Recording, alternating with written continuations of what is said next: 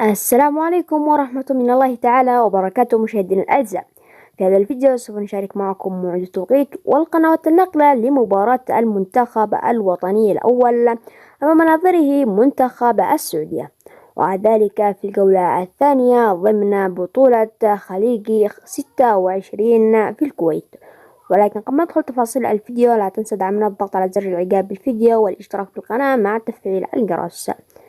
سوف يلعب منتخبنا الجولة الثانية أمام منتخب السعودية، وذلك يوم الأربعاء تاريخ 25 من شهر ديسمبر 2024. وأما عن التوقيت فلم يتم تحديد التوقيت إلى الآن، وسيتم تحديد التوقيت في وقت آخر. وأما القنوات الناقلة فمن المحتمل أن تنقل قنوات الكويت الرياضية وKSA السعودية وSSC السعودية الرياضية. وصلنا لنهاية الفيديو، وشاركونا توقعاتكم في قسم التعليقات، والسلام عليكم ورحمة من الله تعالى وبركاته. دمتم في أمان الله وحفظه.